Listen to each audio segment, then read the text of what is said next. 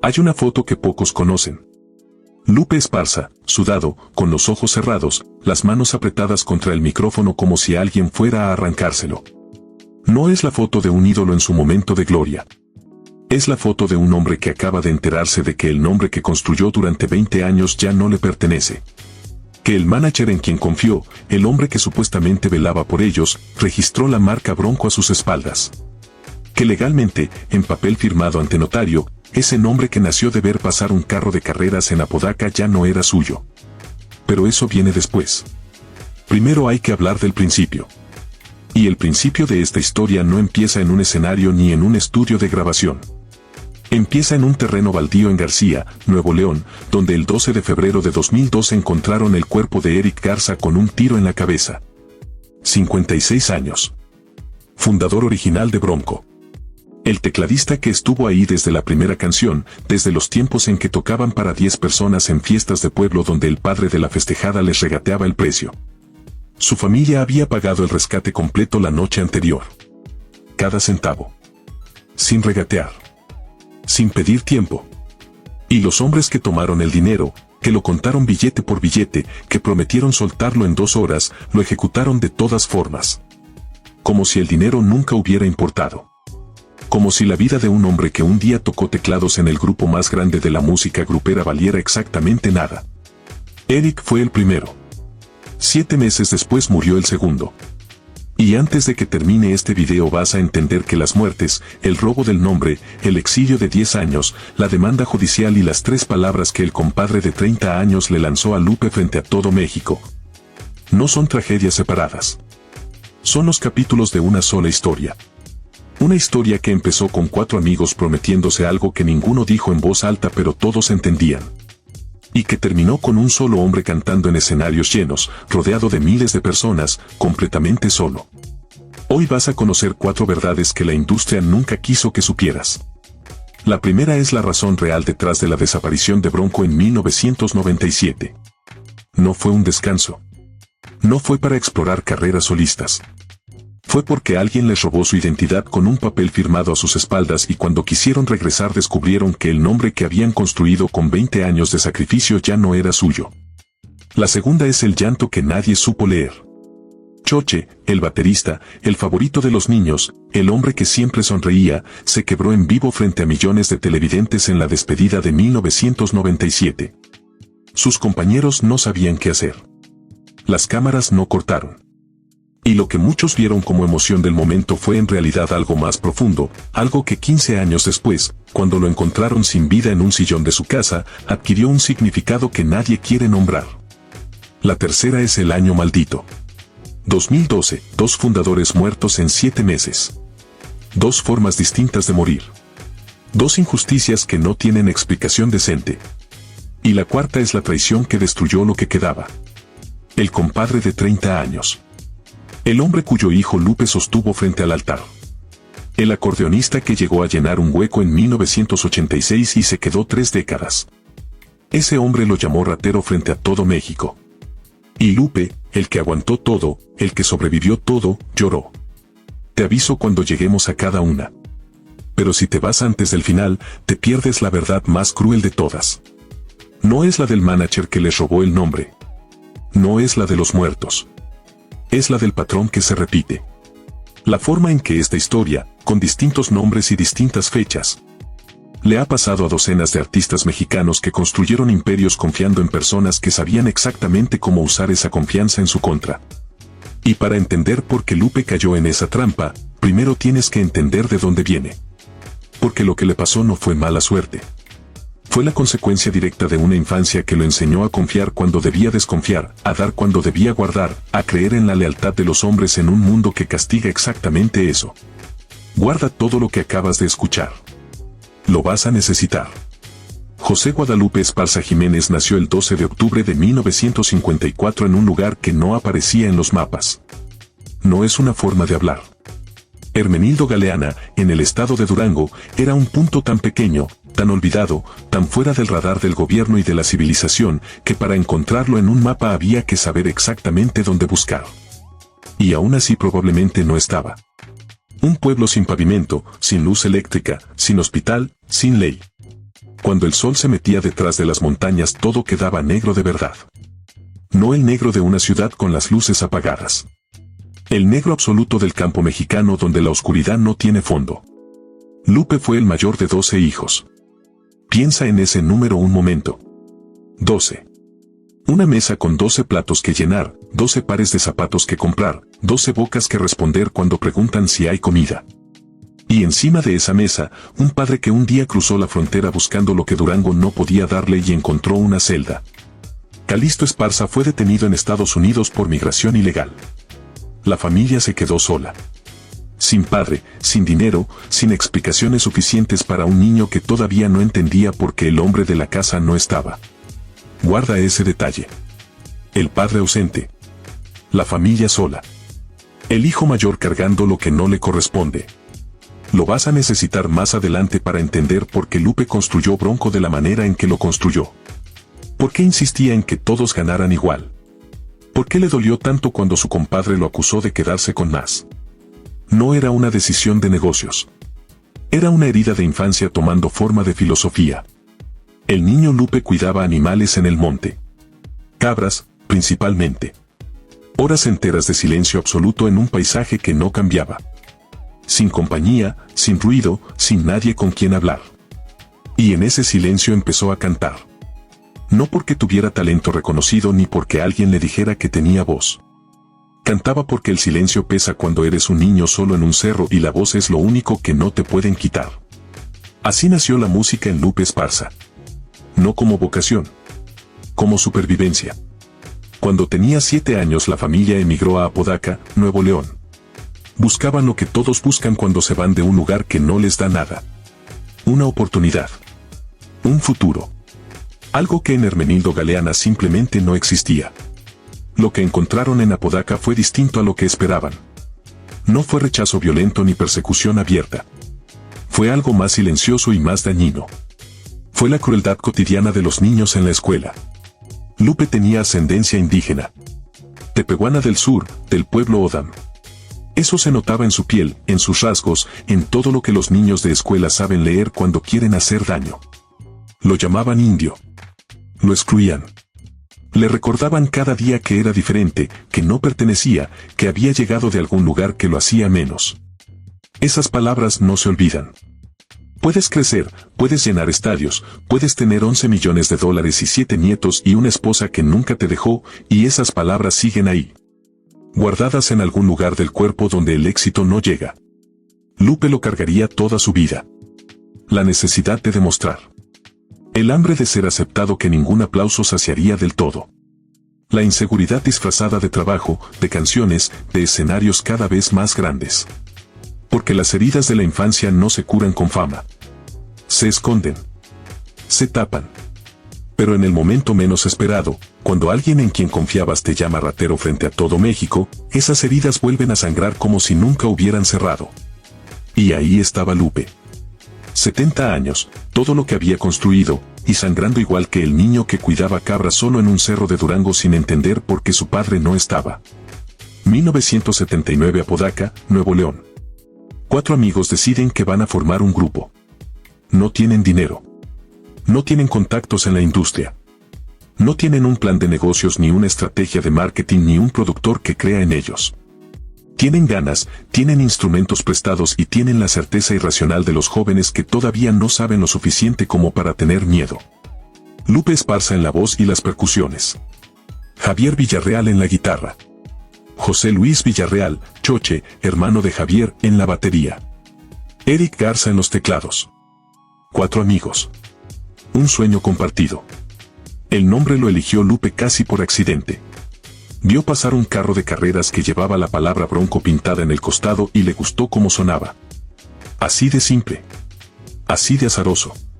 Un carro pasando por una calle de Apodaca en el momento exacto en que un hombre estaba buscando un nombre para su grupo. Sin ese carro, sin ese momento, sin esa palabra pintada en metal, la historia de la música grupera mexicana sería diferente. Los primeros años fueron exactamente lo que se imagina cuando se piensa en un grupo sin nombre ni dinero. Tocaban en fiestas de pueblo donde el sonido era malo y la gente apenas los escuchaba. Tocaban en quinceañeras donde el padre de la festejada llegaba al final a regatearles lo que habían acordado al principio. Tocaban en eventos donde el pago era comida, un poco de efectivo para el camión de regreso y la promesa de que la próxima vez sería diferente. La próxima vez rara vez era diferente. Lupe trabajaba de albañil durante el día. Cargaba costales de cemento bajo el sol de Monterrey. Mezclaba mezcla con las manos. Levantaba paredes que otros habitarían. Llegaba a casa con el cuerpo destruido, los músculos pidiendo descanso, las manos con callos que tardaban semanas en suavizarse. Y por las noches ensayaba. Mientras otros dormían, mientras la ciudad se apagaba, mientras el mundo razonable descansaba, Lupe y sus compañeros seguían tocando. Una mañana, caminando de su casa a la obra, una melodía apareció sola en su cabeza. Y con la melodía vinieron las palabras. La canción se estaba escribiendo mientras caminaba y él no tenía dónde anotarla. Buscó en sus bolsillos. Lo único que encontró fue un boleto de camión arrugado. Papel barato, casi roto, con olor a sudor y ciudad. Escribió la letra ahí, con letra apretada, aprovechando cada centímetro disponible, las manos todavía con residuos de cemento del día anterior. La canción se llamaba Sergio el Bailador. Sergio era una persona real. Un tipo que aparecía en todas las presentaciones de Bronco cuando todavía no era nadie. Bailaba en primera fila con una entrega que no correspondía al tamaño del evento. Como si estuviera en el Madison Square Garden y no en un salón de Apodaca con 50 personas. Lupe lo vio, lo admiró, lo convirtió en canción. Hace tiempo que no lo veo, diría años después con una mezcla de nostalgia y tristeza que esas palabras no alcanzan a contener del todo. Ese boleto de camión se convirtió en uno de los himnos más grandes de la música grupera. Pero faltaban años para eso. Primero había que sobrevivir. En 1986 algo cambió. El grupo empezaba a crecer. Ya no eran completamente desconocidos. Algunas radios los programaban. Algunos salones se llenaban con gente que llegaba específicamente a verlos y no solo porque era la única opción del fin de semana. Y en ese momento, cuando las cosas comenzaban a funcionar, Eric Garza tomó una decisión.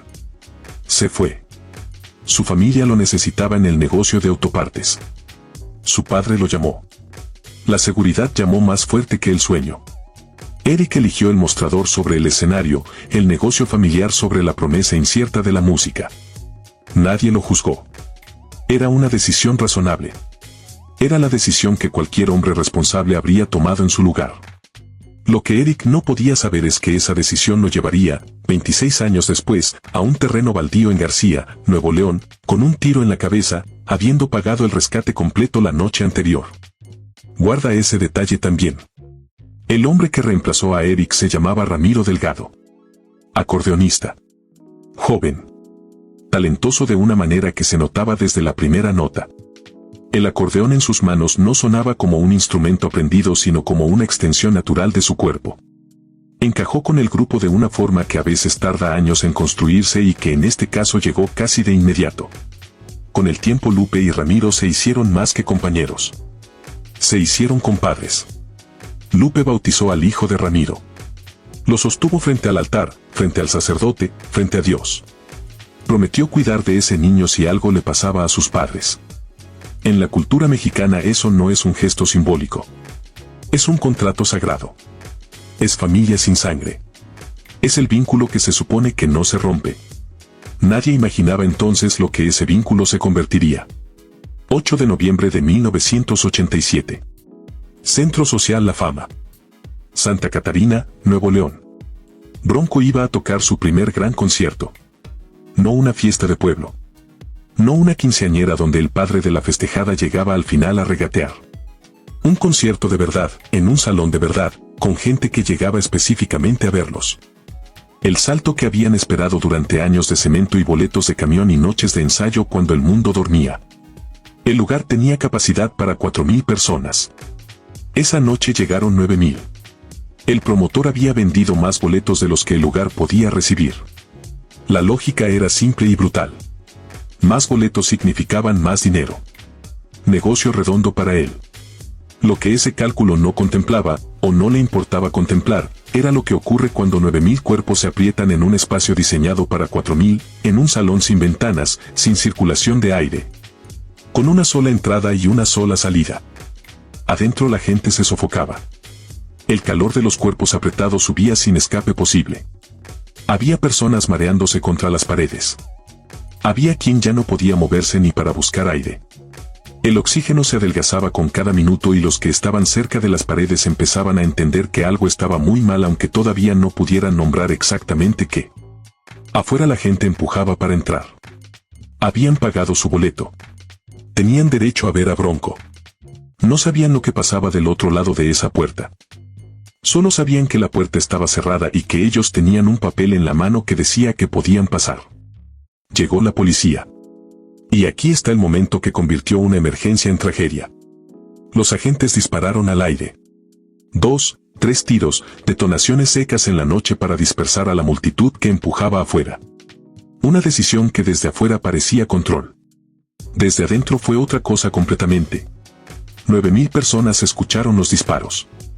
Nadie adentro sabía que eran al aire. Nadie adentro podía asomarse a verificar. Lo que escucharon fue el sonido universal del peligro y su cuerpo respondió antes de que su mente pudiera procesar nada. 9.000 personas corrieron hacia la única salida al mismo tiempo. Y los de afuera, que también escucharon los disparos, corrieron hacia adentro buscando refugio. 2 avalanchas humanas chocando en una sola puerta. Lo que siguió no tiene descripción decente. Hay cosas que el lenguaje no alcanza a cubrir sin volverse obsceno. Cuerpos contra cuerpos. Gritos que nadie escuchaba sobre el caos. Manos buscando algo de que agarrarse y no encontrando nada. El sonido de la multitud convertido en un solo ruido sin forma que era simultáneamente todo y nada. Entre 7 y 9 muertos, según las distintas fuentes. Cientos de heridos. Jóvenes que habían llegado a bailar, a escuchar a su grupo favorito, a pasar una noche que debía ser un recuerdo feliz. Convertidos en víctimas de la aritmética de la codicia de un promotor que vendió 200% de la capacidad de un salón sin ventanas. Bronco no estaba ahí cuando empezó el caos. Lo sacaron por una puerta trasera antes de que todo explotara. Les dijeron que había habido un problema pero que estaba bajo control. Durmieron sin saber. Se enteraron al día siguiente por los periódicos, por las fotos en primera plana, por los nombres que empezaron a circular como agua sucia por las calles de Santa Catarina. Nos sentíamos culpables psicológicamente, confesó Lupe años después. No era su culpa. Ellos no vendieron los boletos de más. No diseñaron un salón sin salidas de emergencia. No dispararon. Pero la culpa no funciona con lógica cuando 7 familias necesitan a alguien a quien señalar y tu cara está en los carteles del evento donde murieron sus hijos. Bronco escribió Cumbia Triste en honor a las víctimas. Era lo único que podían hacer. Poner el dolor en música. Cargar con el peso de algo que no provocaron pero que los marcó de una manera que ningún éxito posterior borraría del todo. Porque hay cosas que no se borran. Se tapan con canciones, con escenarios, con aplausos. Pero siguen ahí, exactamente donde las dejaste, esperando el momento en que el ruido se apague. El éxito cuando llega después de años de espera no llega despacio. Llega de golpe. Llega como una ola que no te da tiempo de prepararte. Llega y te cambia todo antes de que puedas entender exactamente qué está cambiando. Para Bronco el éxito llegó así. Primero las radios, luego los salones llenos, luego los discos, luego los números que no parecían reales para 4 hombres que habían empezado tocando en quinceañeras donde les pagaban con comida. 1989 que no quede huella. 2 millones de copias vendidas. Disco de oro. Disco de platino. Canciones que sonaban en cada casa, en cada carro, en cada fiesta de México y del otro lado de la frontera. Sergio el Bailador, la canción escrita en un boleto de camión con manos oliendo a cemento, se convirtió en himno.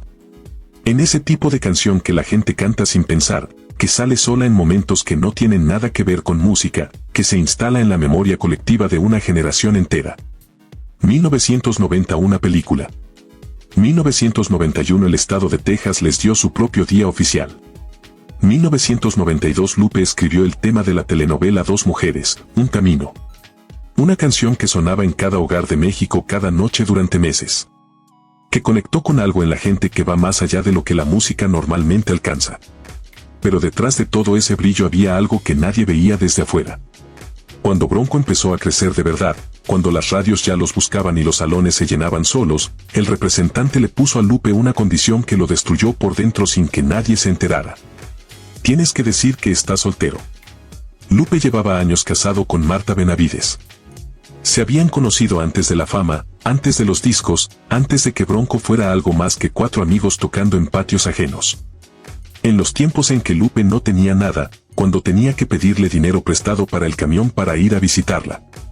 Marta lo había esperado durante los años de cemento y boletos arrugados y noches de ensayo. Le había dado 4 hijos. Le había dado un hogar al cual regresar cuando los escenarios se apagaban.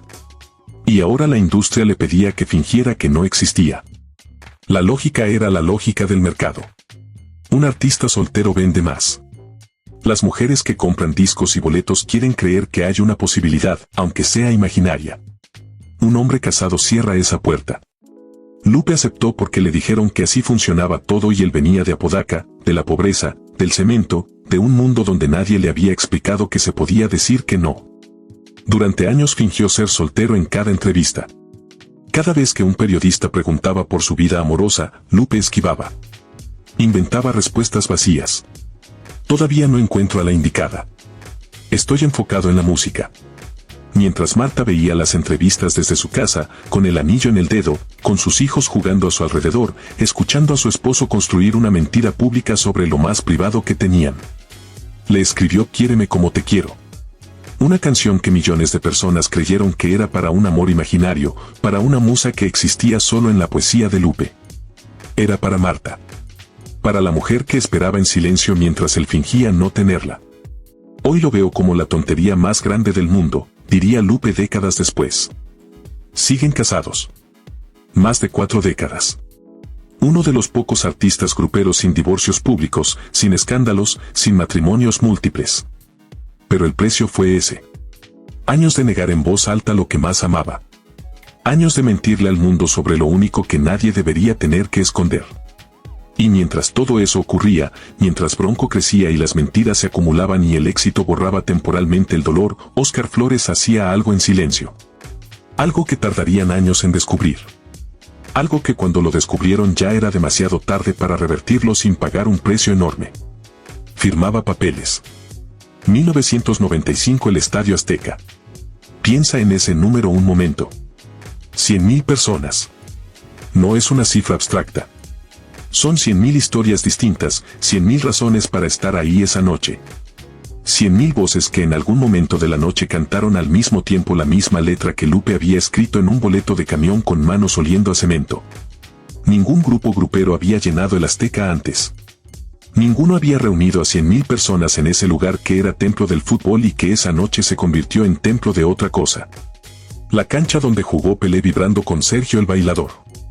Los palcos que habían visto finales del mundo ahora llenos de gente cantando canciones de 4 amigos de Apodaca que empezaron sin dinero y sin nombre. Ese debió ser el momento más feliz de sus vidas. Debió serlo. Pero hay algo en las cimas que las hace extrañas. Cuando llegas tan arriba tan rápido, cuando el camino fue tan largo y costó tanto, a veces en lugar de sentir alegría pura sientes algo más complicado. Algo que no tiene nombre exacto pero que se parece al vértigo. La sensación de que desde aquí solo hay un camino y ese camino baja. Nadie lo dijo esa noche. Nadie tenía por qué decirlo. Pero 2 años después Bronco desapareció. Y la versión oficial, la que circuló en los periódicos y en las entrevistas y en los comunicados cuidadosamente redactados, decía que era una pausa. Que cada integrante quería explorar proyectos solistas. Que necesitaban un descanso después de tantos años juntos. Que era temporal. Mentira. Y aquí llega la primera de las 4 verdades que la industria enterró. Óscar Flores era el manager de Bronco. El hombre que conseguía las presentaciones, que negociaba los contratos, que supuestamente representaba sus intereses frente a una industria que sin representación podía devorarlos. Bronco confiaba en él. Venían de Apodaca, de la pobreza, de un mundo donde la palabra de un hombre valía más que cualquier documento.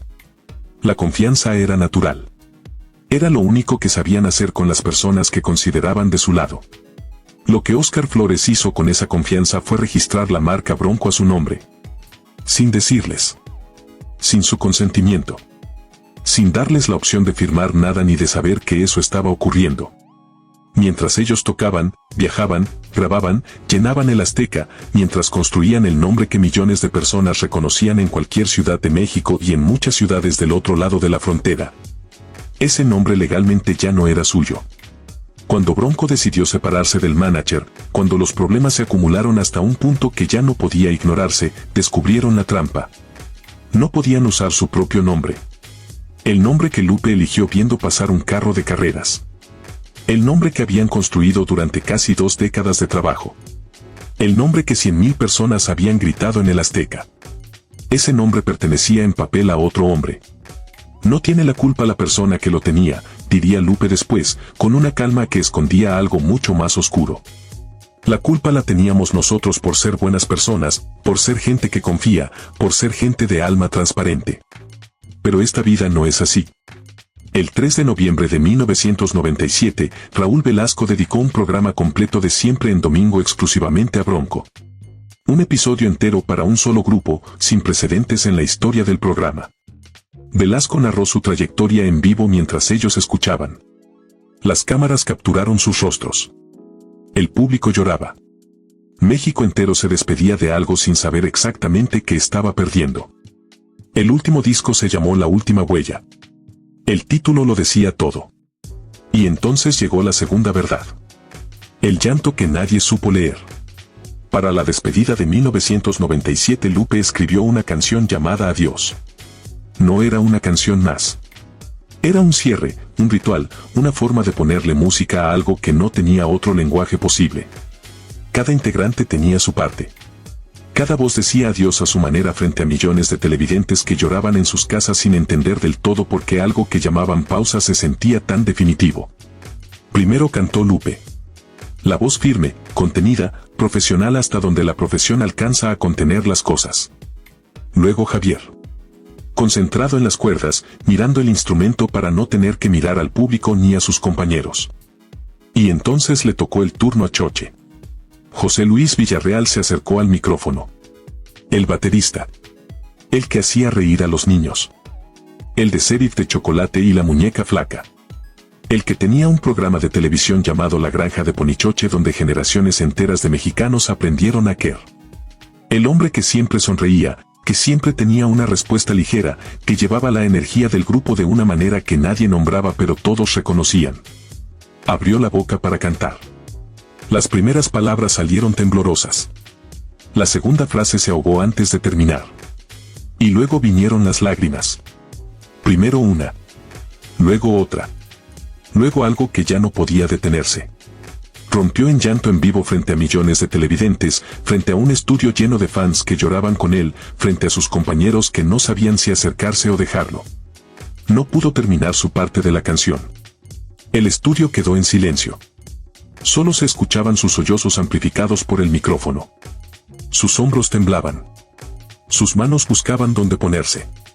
El hombre que siempre tenía una sonrisa para los niños lloraba como un niño frente a todo México y nadie en ese momento supo qué hacer con eso. ¿Presentía algo? Es la pregunta que queda suspendida cuando se ve ese video hoy. ¿Sabía en algún lugar profundo que ese adiós no era una pausa? ¿Intuía que nunca más volvería a pararse en un escenario con sus compañeros? ¿Sentía algo que no podía nombrar ni explicar pero que su cuerpo ya sabía? 15 años después encontraron su cuerpo sin vida en un sillón de su casa en Apodaca. Y ese llanto en Siempre en Domingo, que en 1997 parecía la emoción natural de una despedida, adquirió un peso distinto. Un peso que no tiene nombre bonito. Que no cabe en ninguna explicación razonable. Que simplemente está ahí, en ese video, en ese micrófono, en esas lágrimas que cayeron frente a millones de personas que creyeron que estaban viendo emoción y quizás estaban viendo algo más. Bronco se separó. El nombre seguía en manos de Óscar Flores. No podían usar su propia identidad. Durante 14 años se llamaron el Gigante de América. 14 años explicando en cada entrevista por qué ya no eran Bronco. 14 años con la identidad robada, con el nombre que construyeron guardado en un cajón que otro hombre tenía la llave. En 2003 intentaron reagruparse formalmente. El problema legal seguía sin resolverse. El nombre seguía sin ser suyo. No podían ser quienes siempre habían sido. Pero lo que vino después fue mucho peor que perder un nombre. Fue perder personas. 2012. Hay años que llegan con peso propio. Años que desde el primer mes empiezan a cobrar algo que nadie autorizó pagar. 2012 fue ese año para Bronco. Fue el año en que la historia dejó de ser una historia de traiciones y robos y se convirtió en algo que no tiene nombre menos duro que tragedia. Eric Garza llevaba 26 años fuera del grupo. Desde 1986, desde que eligió el negocio familiar sobre la música, había construido una vida en Monterrey. Autopartes. Un mostrador. Clientes conocidos. Una familia. La vida predecible que la música nunca podía garantizar. Durante años esa decisión había parecido la correcta. La razonable. La de un hombre que supo cuándo bajarse del tren antes de que el tren se descarrilara. Lo que Eric no podía saber en 1986 es en que se iba a convertir Monterrey. La ciudad industrial, la más próspera del norte, había cambiado de una manera que ningún plan de vida contemplaba. El crimen organizado había tomado el control de zonas enteras. Los negocios pagaban derecho de piso o desaparecían. La extorsión era el nuevo impuesto. Y los que se negaban a pagar aprendían, generalmente de una forma que no admitía segunda lección, que en ese México ya no había espacio para los principios. Eric se negó a pagar. No por ingenuidad ni por valentía ciega. Se negó porque entendía que ceder una vez era comprometerse a ceder siempre. Que dar un peso hoy significaba que mañana pedían 10. Que había que poner un límite en algún lugar aunque el límite costara. Le costó todo. 3 de febrero de 2012. Hombres armados llegaron al negocio. Con la calma de quien hace un trámite rutinario. Sin apuro, sin drama visible. Subieron a Eric a una camioneta junto con otros comerciantes de la zona. Se lo llevaron con la eficiencia de un proceso que habían repetido muchas veces antes.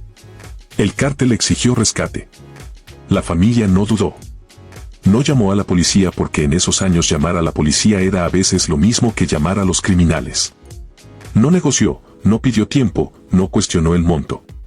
Reunió lo que pedían y a las 10 de la noche, en el punto acordado, entregó cada centavo. Los hombres tomaron el dinero. Lo contaron. Todo estaba en orden. Vayan a su casa. En 1 o 2 horas lo sueltan. La familia esperó. 1 hora. 2 horas. La noche entera. El día siguiente. Toda la semana. 7 días de silencio, que es el peor tipo de silencio que existe porque no es vacío sino lleno de posibilidades que se van cerrando una por una hasta que solo queda una y esa una es la que nadie quiere nombrar. El 12 de febrero encontraron su cuerpo en un terreno baldío de García, Nuevo León. Un tiro en la cabeza. Los ojos cubiertos con cinta adhesiva gris. 56 años. El primer fundador de Bronco. El tecladista que tocó en la primera canción. El que eligió la seguridad sobre el sueño creyendo que eso lo protegería. Pagaron el rescate completo. Cumplieron con cada condición. Y lo ejecutaron de todas formas. 7 meses después llegó el segundo golpe. El 30 de septiembre del mismo año otra noticia sacudió al mundo de la música grupera. José Luis Villarreal, Choche, fue hallado sin vida en un sillón de su casa en Apodaca. 55 años. Insuficiencia cardíaca. Cirrosis hepática que había combatido en silencio durante años. Y aquí está lo que casi nadie cuenta. Choche no tomaba alcohol. Su hermano Javier lo confirmaría después. La cirrosis no vino de los excesos que la gente imagina cuando escucha esa palabra asociada a un músico. Vino de algo mucho más injusto. Entre 12 y 14 años antes de su muerte, Choche había tenido una operación a corazón abierto. Durante la cirugía necesitó transfusiones. Y la sangre que recibió estaba contaminada. Sangre que debía darle vida lo fue matando despacio.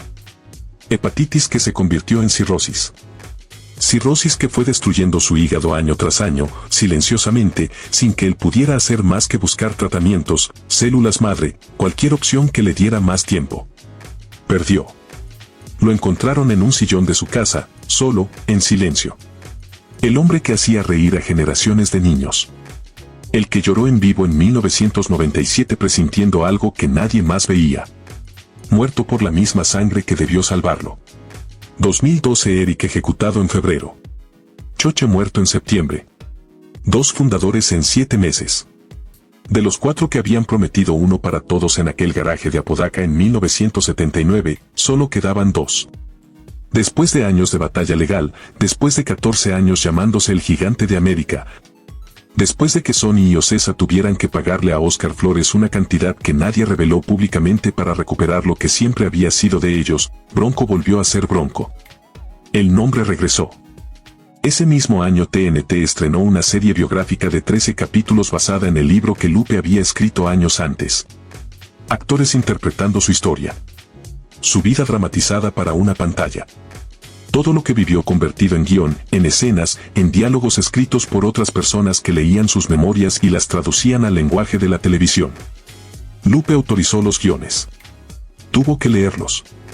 Lloré cuando me pasaron los escritos para autorizarlos, confesó. Con eso tuve. No vio ni un solo capítulo. Hay cosas que la gente de afuera no entiende cuando escuchan eso. Como no vas a ver una serie sobre tu propia vida. Pero esa pregunta solo la hace quien nunca ha tenido que releer algo que lo rompió. Cuando has vivido algo que te destruyó, verlo dramatizado no es entretenimiento. Es regresar. Es abrir una puerta que cerraste con todo lo que tenías porque sabías que si la dejabas abierta te tragaba. No quise volver a llorar, explicó Lupe. Y en esas 5 palabras cabe todo. Javier Villarreal, el guitarrista, el hermano de Choche, uno de los 4 fundadores originales, también seguía vivo. Pero no estaba en Bronco. Se había ido en silencio después de enterrar a su hermano. Sin escándalo, sin declaraciones, sin acusaciones. Solo se fue. De los 4 que empezaron en aquel garaje, el único que quedaba en el grupo era Lupe. Solo. Y entonces vino la última traición. La que dolió más que todas las anteriores juntas.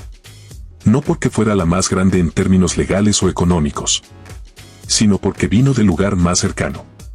Del hombre que durante 30 años había estado a su lado en cada escenario, en cada gira, en cada hotel de ciudades que ya ni recordaban. Del compadre. Ramiro Delgado llevaba en Bronco desde 1986. 33 años. Más tiempo del que muchos matrimonios duran. Más tiempo del que la mayoría de las amistades sobreviven. Había entrado a llenar el hueco que dejó Eric y se había quedado tanto tiempo que él mismo empezó a sentir que era fundador. Que los 33 años de acordeón y giras y sacrificios lo habían convertido en algo más que reemplazo. En 2019 Ramiro empezó a tener problemas de salud serios. Presión arterial que no cedía. El cuerpo cobrando las facturas de décadas de giras sin descanso. Ya no podía cargar el acordeón durante un show completo como antes.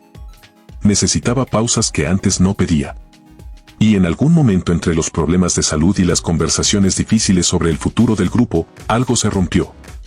El 1 de marzo de 2019 fue su última presentación con Bronco. Lo que vino después depende de quien cuenta la historia. Según Ramiro, me sentí maltratado tanto por él como por sus hijos. Me pagaron como si fuera una persona más. Y yo soy parte de la historia de este grupo. Me dijo pasa por tu parte del dinero y se acabó. Bronco cobra más de $1 millón por presentación y Ramiro quería saber exactamente a dónde iba cada centavo. Pidió una auditoría. Dijo que Lupe no le contestaba las llamadas. Que lo evadía. Que ni sus abogados lograban comunicarse. Somos compadres, declaró Ramiro frente a las cámaras, pero ya le quiero devolver sus 20 pesos. 20 pesos. El dinero que Lupe le prestaba en los tiempos de pobreza, convertido en símbolo de todo lo que se había roto. Una deuda de gratitud transformada en insulto. La respuesta de Lupe fue la de un hombre que acababa de recibir un golpe donde no esperaba recibirlo. No puedo ser un delincuente, un maltratador y un ratero. Eso me dolió muchísimo de alguien a quien siempre protegí. Me puse a llorar porque yo no podía creer esas declaraciones. 3 palabras.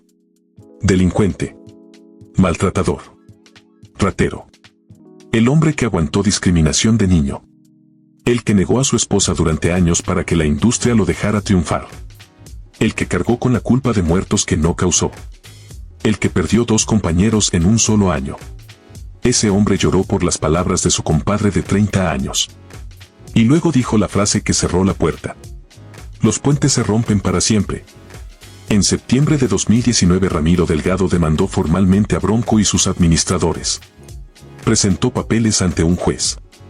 Pidió congelar las cuentas.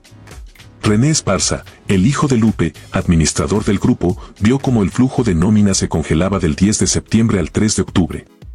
El compadrazgo sagrado, el vínculo prometido frente al altar con agua bendita y un niño en brazos, reducido a un expediente judicial con número de caso y fecha de audiencia. Pero la historia no terminó ahí. Porque el dolor, como aprendería Lupe, se hereda. Se pasa de padres a hijos como ciertos rasgos físicos, como ciertos miedos, como ciertas maneras de ver el mundo que uno cree propias y después descubre que vienen de mucho antes. Ramiro Jr., hijo de Ramiro Delgado, era tecladista y acordeonista de Bronco. Trabajaba con el grupo a pesar del conflicto de su padre. Intentaba mantenerse neutral, separar la música de la guerra, ser profesional en medio de algo que ya no tenía nada de profesional. En enero de 2021 convocó una conferencia de prensa. Anunció su salida del grupo llorando. Dijo que necesitaba alejarse de la música. Que quería explorar otras cosas. Que era una decisión personal, íntima, sin relación con el conflicto entre su padre y Lupe. Lo dijo con los ojos húmedos y la voz quebrada frente a las cámaras. Poco después formó su propio grupo. Delgado Norte. No dejó la música. Dejó a Bronco. No resultó lo que nos afirmó, diría Lupe después con la voz de alguien que ya ha procesado la traición pero que todavía siente el filo.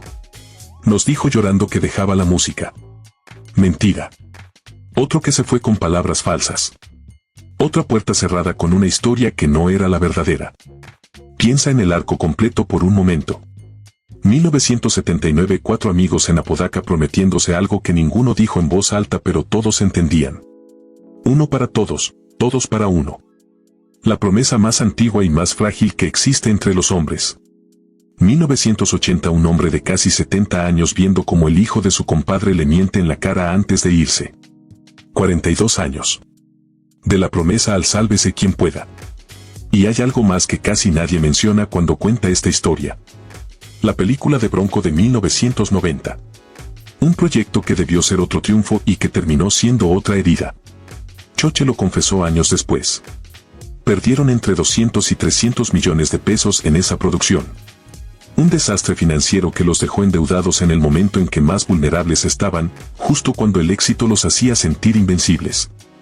¿Y sabes quién aparecía en los créditos como productor? Óscar Flores. El mismo manager que registró su nombre a sus espaldas. El mismo hombre que años después les diría con toda la calma del mundo que eran muy buenos artistas pero muy malos administradores. Puso su nombre en los créditos de una película que él no financió, que no produjo, que no arriesgó un peso para hacer posible. Óscar no la produjo, confirmaría Ramiro. Nosotros lo pagamos. Se quedó con el crédito. Se quedó con el nombre. Se quedó con todo lo que pudo registrar a su nombre mientras ellos estaban ocupados siendo Bronco, siendo el grupo más grande de la música grupera. Siendo 100,000 personas en el Azteca cantando canciones escritas en boletos de camión. Cuando finalmente recuperaron el nombre en 2017, Sony y Ocesa tuvieron que pagarle a Óscar Flores. Una cantidad que nadie reveló. Pagaron para recuperar lo que era suyo. Pagaron para poder ser quienes siempre habían sido. Con todo respeto, dijo Óscar Flores cuando le preguntaron sobre los millones perdidos en la película, son muy buenos artistas pero muy malos administradores. El hombre que les robó el nombre, diciéndoles que ellos eran los que no sabían administrar. Esa frase es el insulto más calculado de toda esta historia. Porque no solo te acusa. Te hace sentir responsable. Te convierte en el culpable de tu propio robo. Te dice que si hubiera sido más listo, más desconfiado, más duro, nada de esto habría pasado. Y Lupe, que venía de Apodaca, de la pobreza, de un mundo donde nadie le enseñó a leer contratos ni a desconfiar de quienes decían ser de su lado, tuvo que cargar con eso también. Hay una pregunta que queda suspendida sobre toda esta historia y que ninguna entrevista responde del todo. ¿Por qué Lupe siguió? Después del robo del nombre. Después de los 14 años de exilio con identidad prestada. Después de Eric ejecutado en un terreno baldío con el rescate ya pagado. Después de Choche muerto por sangre que debía salvarlo. Después de Javier yéndose en silencio. Después de Ramiro llamándolo ratero frente a todo México. Después de todo eso, ¿por qué un hombre de 70 años sigue subiendo a un escenario a cantar canciones que para la gente son fiesta y para él son funeral? La respuesta tiene dos capas. La primera es la más simple. La música nunca lo traicionó. Los managers traicionaron. Los compañeros traicionaron. La industria traicionó. La sangre de un hospital traicionó. El crimen organizado traicionó. Pero las canciones nunca. Las canciones seguían siendo lo que siempre fueron. La voz que un niño solo en un cerro de Durango usaba para llenar el silencio porque era lo único que nadie podía quitarle. La segunda capa es más oscura y más honesta. Lupe creció temiendo el abandono. Un padre que se fue. Una infancia donde ser el mayor significaba cargar lo que no te corresponde. Una adolescencia marcada por la exclusión y la discriminación. Todo eso lo enseñó a aferrarse. A construir familias donde no las había. A insistir en que todos ganaran igual, no como estrategia de negocio sino como conjuro contra la soledad. Si todos ganan igual, nadie tiene razón para irse. Si nadie tiene razón para irse, nadie se va. No funcionó. Se fueron todos de todas formas. Unos por muerte, otros por traición, otros por dolor que no tenían palabras para explicar. Y Lupe se quedó exactamente donde más temía quedarse. Solo. Con el nombre recuperado y sin los nombres que importaban. Hoy vive en un rancho. Cría caballos. Tiene un canal de YouTube donde cocina con su familia. Marta sigue a su lado. Más de 4 décadas. La mujer que él negó públicamente durante años para que la industria lo dejara triunfar, la que esperó en silencio mientras él fingía estar disponible, la que nunca lo dejó cuando había razones suficientes para hacerlo. Cuando asesinaron a Selena en 1995, Bronco le dedicó Morena. Una canción para una mujer que también construyó algo grande desde abajo y que también pagó un precio que no le correspondía pagar. En 2017, Disney Pixar estrenó Coco. El corrido del niño Miguel Rivera lo canta Bronco. El niño sin luz eléctrica de Hermenildo Galeana, el que cuidaba cabras en el monte cantando para llenar el silencio, el que escribió canciones en boletos de camión arrugados. Terminó en una película de Hollywood sobre el poder de la memoria y el peso de los muertos. Nadie lo planificó así. La vida rara vez planifica sus ironías. Lupe carga con más muertos que la mayoría. Eric, que eligió la seguridad y encontró la muerte. Choche, que lloró en vivo presintiendo algo que el resto no veía. Javier, que se fue en silencio después de enterrar a su hermano. Ramiro, que está vivo pero ausente, lidiando según ha declarado con su propia depresión, el acordeón guardado y los 33 años de escenarios convertidos en un expediente judicial. Y Óscar Flores, que sigue vivo. Que nunca fue a la cárcel. Que registró legalmente lo que no era suyo, lo tuvo durante 20 años, cobró para devolverlo. Y tiene la tranquilidad de quien hizo exactamente lo que la ley le permitía hacer, aunque la ley y la justicia sean con frecuencia cosas distintas. Muy buenos artistas pero muy malos administradores. Esa frase sigue ahí. Flotando sobre todo. Sobre el Azteca. Sobre los 100,000. Sobre los boletos de camión y el cemento y las quinceañeras donde les pagaban con comida. Sobre las muertes y las traiciones y los años de exilio con nombre prestado. Muy buenos artistas. Muy malos administradores. Como si hubiera una manera correcta de aprender a desconfiar de todo. Como si la pobreza tuviera la obligación de venir con un manual de supervivencia corporativa. Como si un hombre de Apodaca que construyó un imperio con su voz tuviera alguna razón para saber que el hombre en quien confiaba estaba registrando su nombre a escondidas. Hay una última verdad en esta historia. La que no sale en documentales ni en entrevistas ni en los comunicados que los equipos de relaciones públicas redactan con cuidado. Es la verdad del patrón. Porque Bronco no es una anomalía. Bronco es el ejemplo más grande y más visible de algo que la industria musical mexicana ha hecho sistemáticamente durante décadas con los artistas que llegaron de abajo. Con los que no tenían abogados ni escuela de negocios ni familia en la industria que les explicara cómo funcionan las trampas antes de caer en ellas.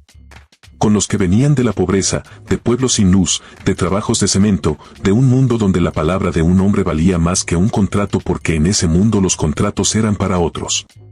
A esos artistas la industria los dejaba construir. Los dejaba trabajar, sudar, llenar estadios, vender millones de discos, crear algo que la gente amaba con una intensidad que muy pocas cosas generan. Los dejaba construir todo eso y luego, cuando el edificio ya estaba terminado y era imposible ignorarlo. Llegaba alguien con los papeles en orden y les explicaba con toda la calma del mundo que el edificio legalmente no era suyo. Óscar Flores no fue el primero en hacer eso. No fue el último. Bronco fue el caso más grande porque Bronco era el grupo más grande. Por eso duele más. Por eso la historia todavía circula. Por eso este video existe. Porque cuando algo así le pasa a los más grandes, es imposible seguir fingiendo que es una excepción. Lupe Esparza tiene 70 años. Sigue cantando. Sigue subiendo a escenarios donde la gente lleva a sus hijos, donde las parejas bailan canciones que estuvieron en su boda. Donde alguien siempre llora porque Sergio el Bailador o Que No Quede Huella o cualquier otra canción les recuerda algo que vivieron hace 20 años y que se siente como ayer. Para esa gente es nostalgia. Para Lupe es otra cosa. Es cada noche revivirlo todo. Es cantar a Dios sabiendo lo que sabe. Es cantar Sergio el Bailador pensando en el boleto de camión, en el cemento, en los años de albañil, en Eric, en Choche, en Javier, en Ramiro, en Óscar Flores. En Marta esperando en casa con el anillo mientras él fingía estar disponible, en el niño de Hermenildo Galeana que cantaba solo en un cerro porque el silencio pesaba demasiado. Todo eso cabe en una canción si sabes dónde buscar. La gente aplaude y él sonríe. La gente canta y él canta con ellos. Desde afuera es un concierto. Desde adentro es algo más complejo, más pesado, más honesto que cualquier cosa que el lenguaje de los espectáculos sea capaz de contener. El mayor de 12 hijos. El niño discriminado por su piel en las escuelas de Apodaca. El albañil que escribía canciones en boletos de camión. El hombre que negó a su esposa para que la industria lo dejara existir. El que llenó el Azteca con 100,000 personas. El que perdió el nombre que construyó. El que perdió a sus compañeros. El que fue llamado ratero por el hombre cuyo hijo bautizó. Ese hombre sigue cantando. No porque no le hayan hecho daño, sino porque la música fue siempre lo primero y lo único que nunca le falló. Antes que la fama. Antes que el dinero.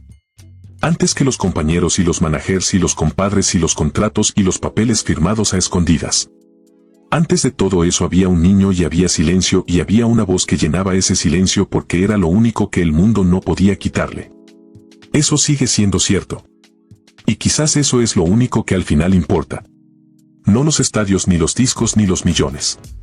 No los nombres registrados ni los expedientes judiciales ni las frases que duelen más que cualquier golpe físico. Sino eso. La voz. El niño.